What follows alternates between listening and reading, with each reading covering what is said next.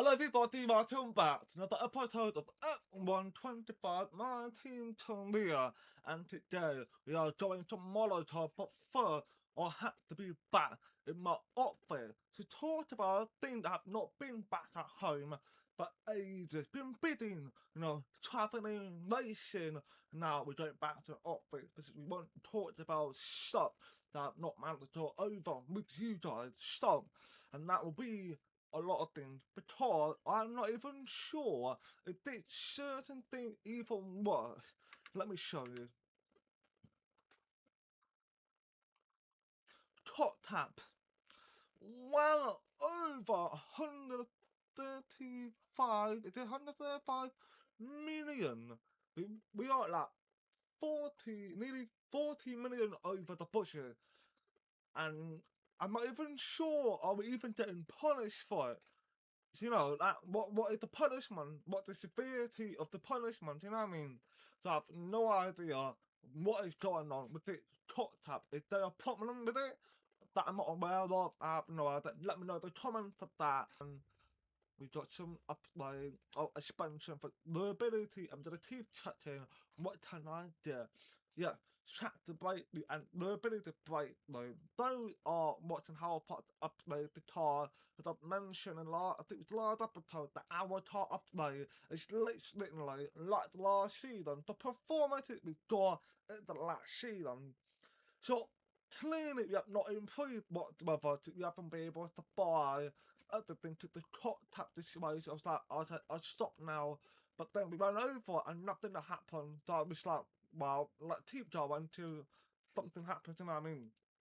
So we just get brightly on the ability and chatty, and I've been looking anything that can do something for us. And here is the standing so far this season. Matt is currently leading by 7 points. Yeah, 7 points to Charles Leclerc. And I do believe there's a four-way fight between Jacqueline have been doing some pretty good though. Miller, unfortunately, one Carlos maybe can get himself in the fight. Leclerc and Matt are likely, be the top two contender in the turn slots and cleaning. But in all the sport are still slot in the midfielder. We need to push up for the turn slots, and which is now the last for by 2 points ahead of Ferrari and about 13 points ahead of Mercedes. Pretty good one for the turn slots and 3-way fight potentially and potentially 4-way fight in the Lava Championship. Now, if you ask anyone who's raced here, they'll tell you, nowhere in the world is more important to get a high qualifying position than here on the windy, chicaney, challenging streets of Monaco. We're about to set the grid for tomorrow's race, but potentially for the end of the race too. So welcome along, everyone, to the Monaco Grand Prix qualifying. Here we are, the Monaco Grand Prix now. Finally getting ready to underway. As you can see in my background, that my new garage that I can sit down and do my thing. And of course, with the first qualifying already done and dusted, nothing must have changed. It's a very normal animation in 2-2, unfortunately, and the one that notably brought it out in 2-1, but in 2-2, shot to exit by Pierre Gasly, the man who won Monaco last season, is now out in 2-2. That's a bit of a shot to one for Pierre Gasly, but now we're going to do our two-way qualifying, and of course, remember back to Monaco last season with Miata, where we actually, took pole position, which is incredible, and of course, we didn't get the opportunity to try to do it again this night, and of course, we can see McLaren had made quite a jump, and matches now with obviously the top lead team and Britain Motorsport being Brandon upgraded. We're now tired of leading in the backlog, but of course the third one is almost coming to the end. We have now set for the fastest purple structure too, and we got Matt behind using the slipstream, but now top the line we go onto provisional pole with a ban on 1 minute 10 second, and we can compare it to Miata from last season. Miata actually, in fact, would have been in third place with the time he had set last season. He would have been third in this season, and we can see in second one, second one, we stuck behind Matt Verstappen, and we are increasing time, but because we are stuck behind Matt for too long, we are lost bit of a time due to dirty out, which is now put ourselves into 2-10. Still going down, but I don't think we have enough time to get it done. We caught the line with 1-10. We're all very, very pleased with that one. Nice work. Come on, I'll see you back in the pits. Now we've got the pole position. We've got the pole position. Well done, George Russell. On his return back to Formula 1 season. This man on the pole. What can we do when we get into Monaco Grand Prix on Sunday with Charles Leclerc second, Piastri third?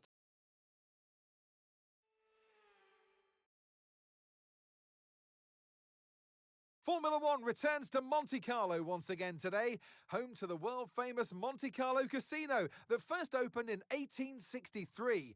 And of course, a certain road race first held in 1929. There's no greater an occasion, no more valuable a win than the Monaco Grand Prix. The astonishing Circuit de Monaco is, for all intents and purposes, virtually unchanged since its inaugural race back in 1929. The faster cars of today ensure the 19 corners past the casino and along the seafront remain as thrilling as ever. A 2.1-mile lap here takes us around an entire country, yet never more than inches from the race-ending barriers. Off the back of a fantastic qualifying session, it's time to see how our starting grid looks like for today's race. George Russell will begin today's event in pole position, and it's Charles Leclerc in P2.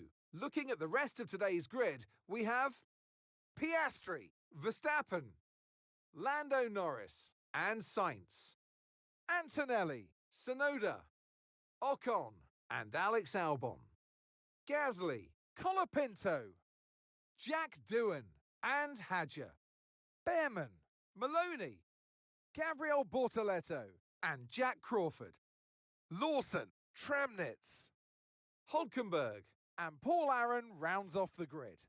With preparations almost complete, let's head down to the track. And alongside me today, former Formula One driver and former world champion too. See, told you I'd give you a big intro. Anthony Davidson, hello. I know what we've got to do before the start of today's race, but what about our driver? What do the final hours look like for them? Well, for them, you've got your pre-race rituals that you go through. You see different drivers that, some have got their headphones on, they're listening to the music. Some drivers really absorb the energy from the crowd and they're there waving to them. Other drivers, they go within themselves. They chat to their engineers, absorbing that information, that vital information that you need to carry you through the race. And, those pre-race rituals are essential to making things systematic. We do a lot of Grand Prix in a season, and the more systematic you can be, the easier you are within that environment.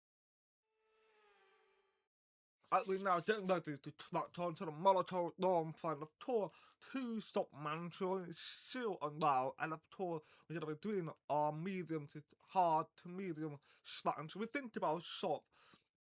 But logically, I would much rather do medium hard, medium, because those are the tires that our car got the most comfort out of it. So that obviously something positive, especially when we've done the practice section. Those tires were the best. The stock tires were horrendous. So clearly medium hard and medium was good. So hopefully we can try and get ourselves a good start. That is the priority. We need a fantastic start to ensure our chance of winning the Monaco. Last season we came close, but we gave it away to the second penalty from Miata, gave it to Gasly victory. But this year, with the man who had won multiple Grand Prix, will we finally achieve our third victory of our career as a team, with George Russell being the man to help us so far towards his teammate Albon.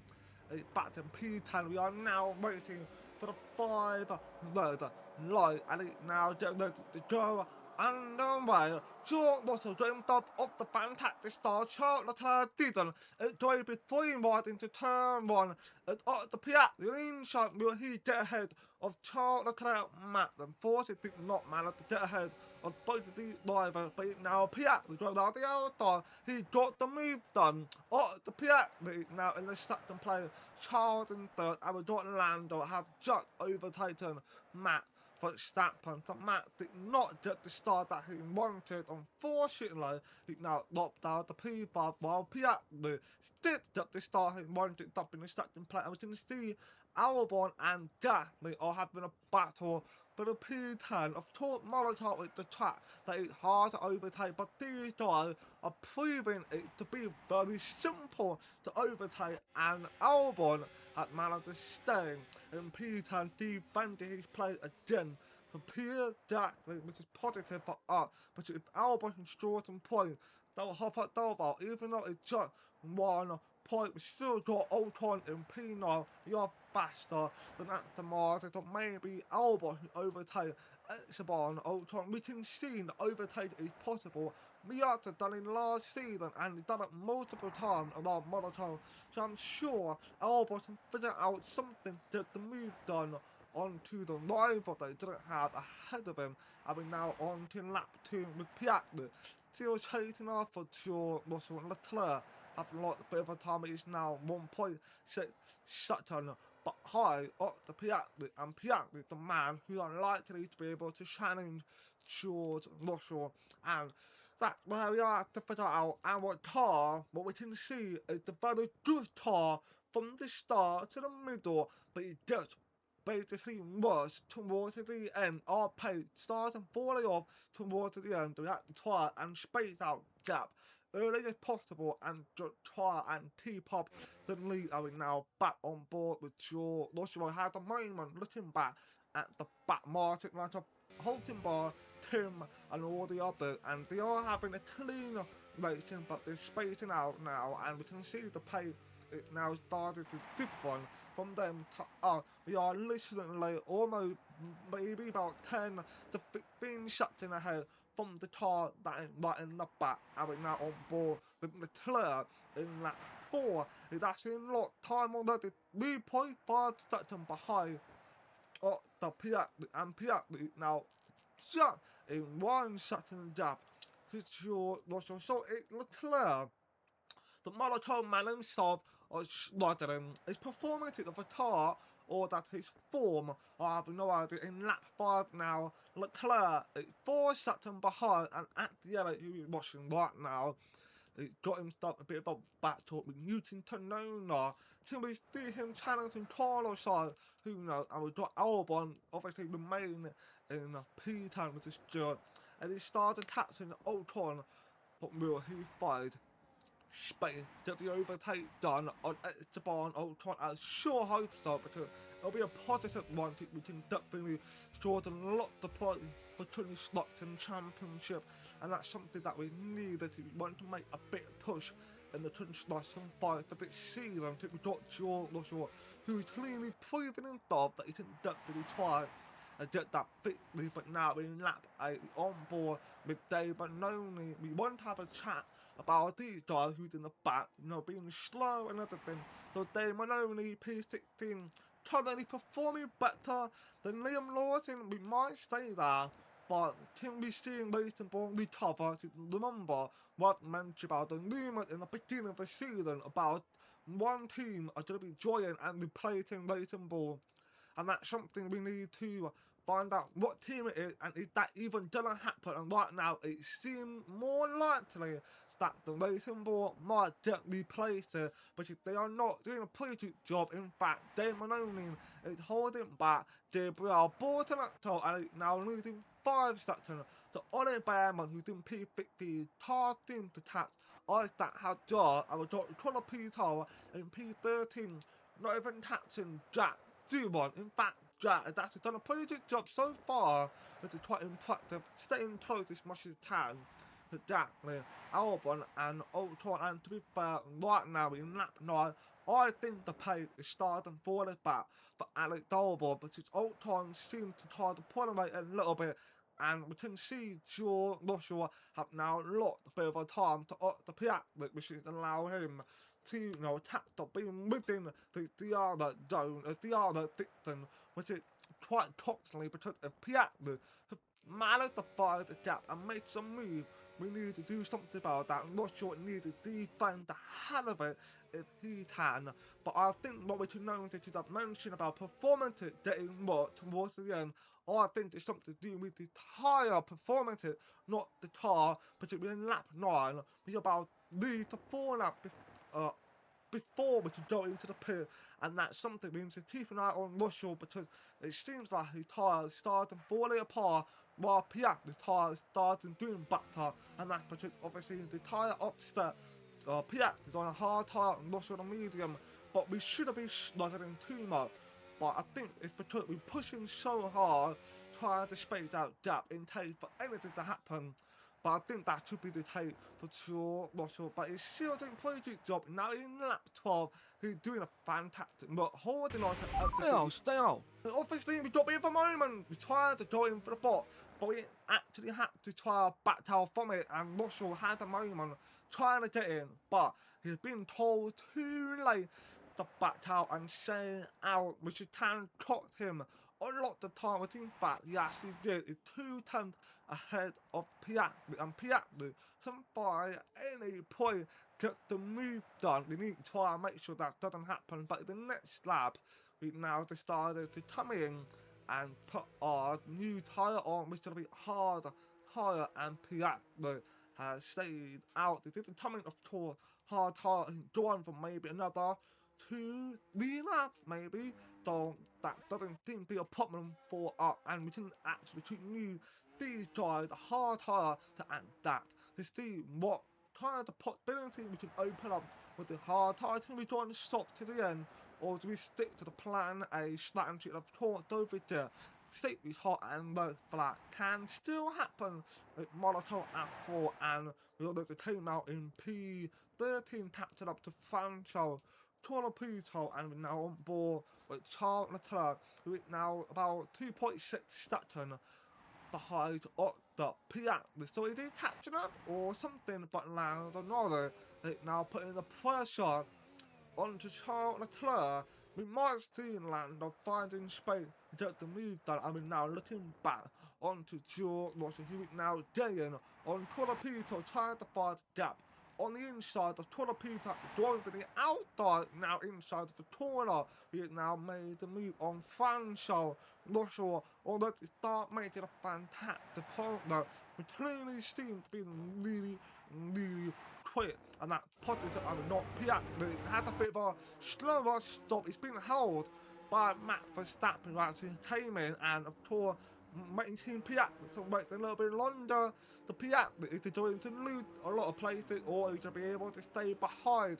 Sure, not sure, and we've got at the yellow in Max is going to be going out now, and we've got on a Bowman just overtaken Max Verstappen, and Russell in fact came out P6, and of course the car that's between up Tornapito, he's doing to help ourselves out, but he's doing to slow down Piat, which is positive, and we got Carlos start going out, staying out for longer, and we got a lot of timing. There's a slow stop. From Charles Leclerc. That is so unfortunate for Charles Leclerc. It's a slower stop, not what he wanted, especially in the home race of his. That is so unfortunate, and Lando Norris is now in P5 behind Max Verstappen. In fact, Lando was supposed to be ahead of Max Verstappen, but he managed to jump ahead of Charles Leclerc. So Max jumped 2 times, Lando jumped 1 time, not too bad. I think Aaron now got Russell is in second place. He will be taking the lead of the Monaco very soon. And we've got Borden up to join now, Hulkenberg coming in, we've got Liam Lawson join now, we've got more cars now coming in, everything, so now everything is going to be resolved. And turning everybody on a completely different lap time. And we now got Bowman catching 2 like a Tornapito. We've got Albon, who already boxed it, but unfortunately lost a play to Jack. And it technically didn't lose the play, but he would be P9 because Ocon is in P11. So therefore Albon, if he stayed ahead of Jack, he'll be in P9. but because he didn't, he stayed behind him now, therefore putting in P10. So I don't say exactly man at the undercut work that or was even undercut and was even aware of it, but Jackly now in P9 and Albon is in P10. So now we got Carlos still out in lap 17. So it's been out for a while now, and it's now finally coming in lap 18 to the boxing in. Don't know where it's going to come out. It's going to be a good stop for Carlos side. It seems no. It's a slow stop for Carlos side. It's now out, but where is he to be coming out in the position? Lost will take to the lead. Piatli stuck to Matt third, Lando fourth, and Carlos side lopping to P6. He just lopped further. Yes, he does lop to P8. Carlos side lop to P8, and we still got Jack coming up and to be behind. Yes, he is. Jack is behind Carlos Shire. Now, I was going to see both of them having a fight. Who knows, but now in one Albon to be able to stay close to these guys. Because I can almost guarantee these Ferrari we have a battle. And of course, I've mentioned about Ferrari being a potential contender for the championship. And the performances so far in Monaco does not seem like it. And we got Russell in lap 25, still holding on the lead very, very well. And we got Lando Norris still chasing off for Matt Verstappen.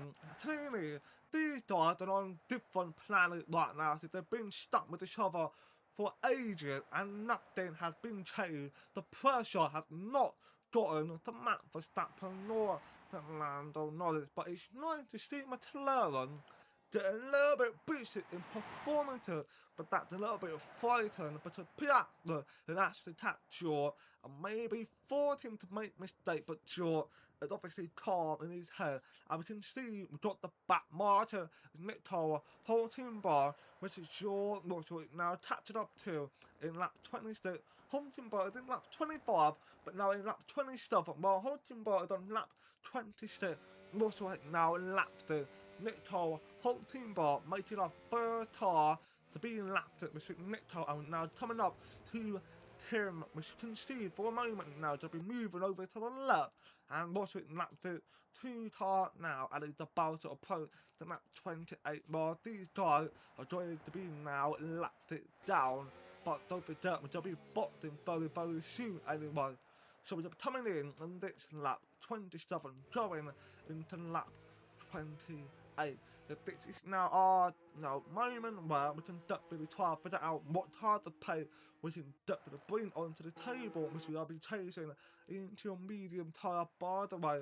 And now Piatli takes the lead of the Monaco. Now, what we don't want is anything toxic happen. So safety car, let that, none of it. I was not land or not now boxing. Is he going to attempt an undercut on Matt Verstappen? I think so. And now got Russell completed pit stop. He's now coming up behind of Attielli. Got Ferrari, both of them behind. And Carlos out, of course, saved ahead of Daphne. Unfortunately for Albon, has a lot of time to the Ferrari, and now Russell is getting on to Attielli. We can see that clearly Russell is so much more quicker than Attielli. Of course, the tyre difference it clearly plays the part, but it's nice to see now that we can definitely outpace the Mercedes. And here comes Russell on the inside of Attielli. He's now on the outside of the corner. He's going to get the T-dog. Sure, Russell is now up into P there. Now from this moment forward, nothing needs to happen. Safety car, let that, nothing. I don't want to be stuck behind Matt or the Piatli and Albon in P7. That'll be a bit one for Albon, but he can get let that and be in P7 now. We now got Piatli in. Matt Verstappen it now in, and it's now gonna come out, and Russell's gonna take the lead. Sure, it's now in the lead and lapping more car and Shire in the second place, not boxing. And now got Piatli coming out, Piatli and Matt Verstappen coming out, and here comes Lando Norris. He had now completed undercut on Matt Verstappen. It paid off. It paid off for Lando Norris. That means a potential podium. A podium is on the table for Lando, and double podium for both McLaren. Fantastic work for McLaren, and they're snatching helping Lando Norris get the opportunity to undercut on Max Verstappen. I can see Carlos Sainz have now just spotted for stop tyre, and it's thought out the order or not, and it's now locked the P6, 7 now, and it's locked the P8 and 9. Gatling has stayed ahead, now overtaken Carlos Sainz to further it did not overcut. So Gatling had managed to make it what, or was it undercut? I don't even know what Sainz was before he boxed it, and again, to Pierre Gatling, I think it was undercut for Gatling. It's a fantastic work for him, but Sainz on stop tyre, I'm going to see him unleash the beast and overtake quickly onto Pierre Gatling and take it off for Newton Talon and at Yellow. But now in lap 38, Russell maintained a fantastic form and stay in the lead. I think he just had a moment to turn one. I'm not quite sure. I think he had a bit of an oversteer. But Gatling now is using the gap to 2.3 seconds behind George Russell. So hopefully Piatnik doesn't catch on, but if we do, the second penalty, God forbid, we won't be over the second end of destruction and we don't land on another 7 Peasley behind. I believe it's Bortolacto, yes it is, Gabriel Bortolacto to Lando. It happens to lap. Bortolacto is that going to help Max Verstappen to catch him and of course taking advantage of the lap to start slowing down Lando Norris, and he's actually now 1.7 seconds behind Lando. So possibly that Max Verstappen do it, but Lando doesn't lap the Bortolacto, so now Max gonna have to lap the Bortolacto, and we don't forget what happened to Milan. The situation of lap the car has caught it Max Verstappen chance for the fixed lane, but his Carlos Sainz cheatily enough got him lapped it very quickly, and now Jordan Russell has begun his final lap of the Monaco Grand Prix, and we can see the live timing Matt lapped it, the car cleanly, no issue on that one, but it might seem like Matt is not going to catch Lando and force it, and we don't lap the car beginning their lap 38, so they are clearly up pace, so up pace. I will now got Albon catching both Ferrari and Carlos Sainz on the stop tyre, caught up the Gatling, but not managed to find some space to get the move done. And I think the stop tyre is now worn out, so you can't really send it or anything like that. It's going to lose a lot of grip, that's why. But it won't matter too much between Steam, got Leclerc, P-Bab at the a bit injured in lap in the final corner. Oh no, that's old corner. But they get moving quickly, which is still the last time at the final get going, and Russell is now getting ready to be happy. That man who has been out of Formula 1 for a year has got no fitness. Final 2024, and it now to come home to win the Monaco Grand Prix. Oh, you worked hard for that one. Congratulations. Well done. Well done, guys. Brilliant result. Brilliant, brilliant. I'm so happy. I'm so happy for Russell. Why do you think, man, got what he wanted officially at the Monaco Grand Prix? We've seen a brilliant display of the Russell hustle. It's George Russell who wins. A great display of dominance today, Crofty, by this driver. They led from lights out to the flag at the end, led every lap of the race. Brilliant stuff by them, and excited to see what more they can do in future races.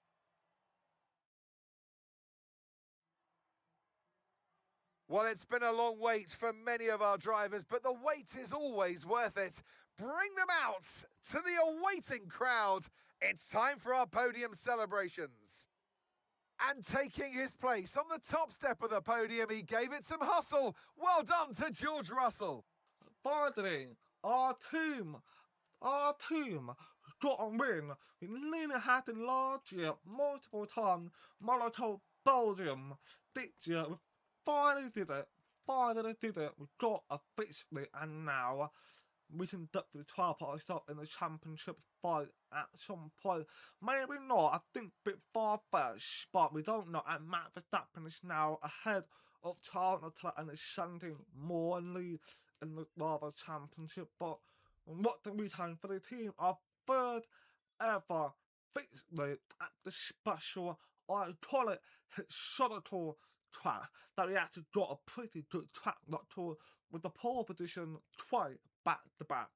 So I'm very happy about that, but now we're just doing the next episode with the Spanish long plan. So thanks for watching, please like and just like my video. Do you appreciate it, and peace out.